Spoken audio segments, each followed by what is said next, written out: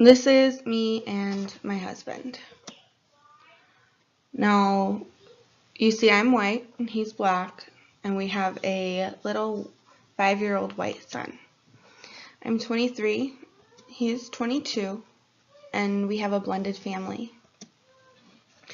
The way we were both raised was completely different. Our cultural backgrounds are different, and the way we interact with our families and everything about our backgrounds is complete opposites.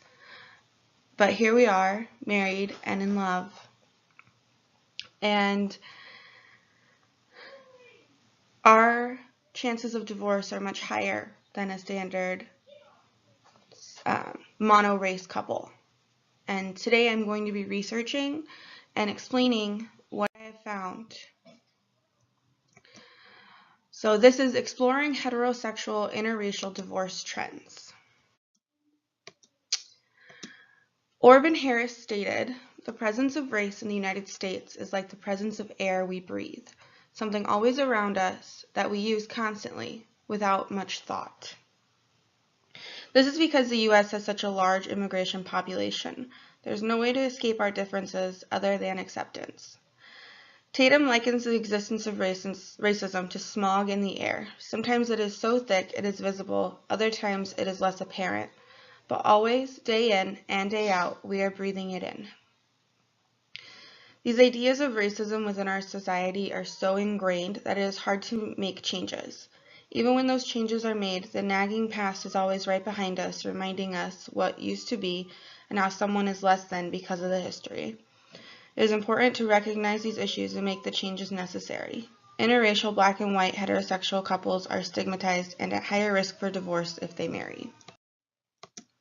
Now, going into societal disapproval and kind of on a smaller level, looking at how these individuals deal with introducing their partners to their parents. Many don't because of the fear of shame, inadequacy of their parents' expectations, racism, and prejudice against their partner.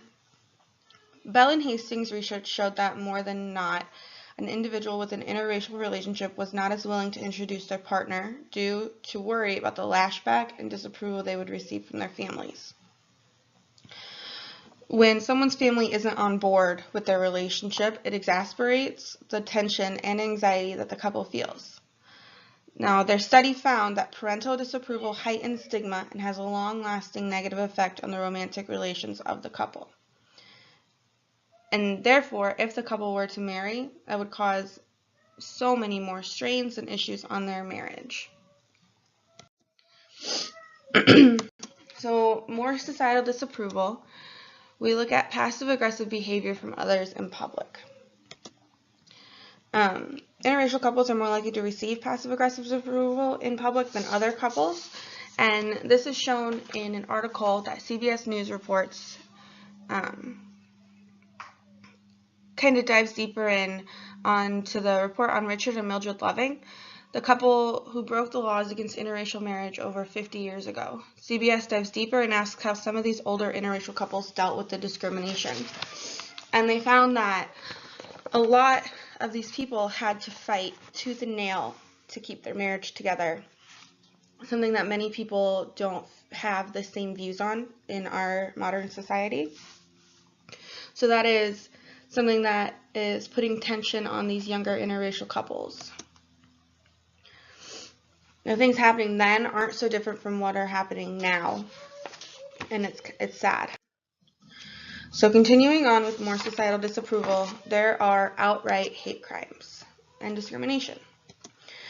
In October of 2017, News Weekly reported that in Florida, 2012, a woman had numerous things done to her in her yard when she started regularly seeing a black man. They lit a cross on fire. They drew Nazi symbols on her walls. There was just so much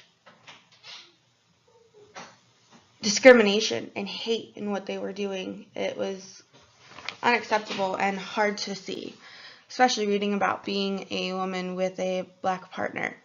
I can't imagine having to deal with those things. So now we're going to go on to some of the issues within the relationship. Leslie and Young, Interracial Couples in Therapy, Common Themes and Issues, their writings. It shows that many times there are communication issues, differences of cultural upbringing, inability to express how they are feeling, and judgments from society are too much to deal with. And Leslie and Young look at these heterosexual interracial couples, and they find that the issues are pretty common among different couples. The studies of marital satisfaction and longevity suggest that in general, interracial couples experience lower marital satisfaction and stability than same-race couples. Leslie and Young found that from Bratter and King in 2008.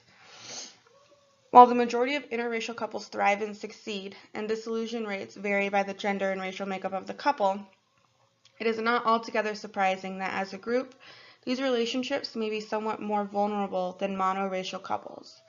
Not only must interracial couples navigate all the typical challenges of partnered life, such as integrating two families, negotiating gender roles, establishing effective patterns of communication, decision-making, financial management, and maintaining mutually satisfying emotional and sexual interaction, but these couples also face unique challenges arising from a highly racialized society.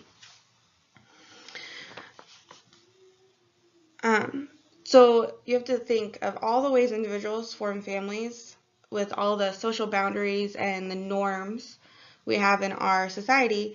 Crossing racial lines is the most controversial within contemporary American society.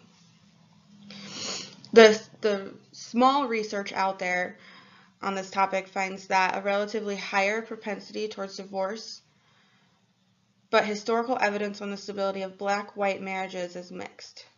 Using data from Iowa Vital Statistics showed that some black-white unions were more stable than black homogamous couples, although less stable than white-white marriages. So this is basically telling us that if you do get into an interracial marriage and you are struggling, it is not uncommon. Black-white marriages, according to Moen, are more stable than a monoracial black couple, but are still less stable than a monoracial white couple. So here we are going on to interracial marriage statistics. A recent survey found that young Americans ages 18 to 19 have nearly a universal acceptance of interracial dating and marriage within their own families. But look at the statistics. In 1980, only 4% of whites intermarried. Now it's 9%, according to the studies in 2008. Now, in 1980, only 6% of blacks intermarried, in comparison to 16%.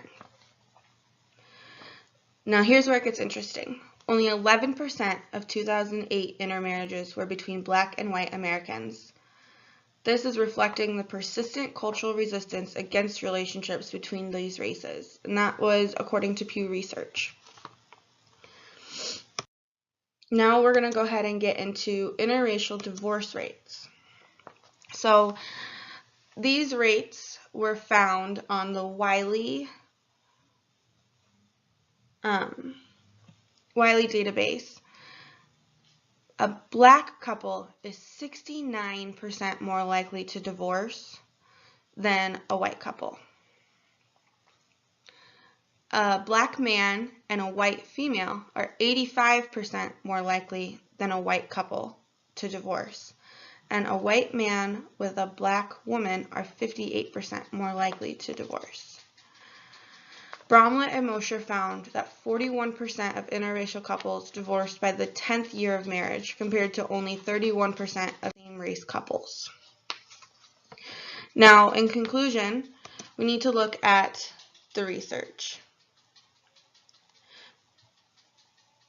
The data does suggest that divorce rates are higher among black and white interracial heterosexual marriages.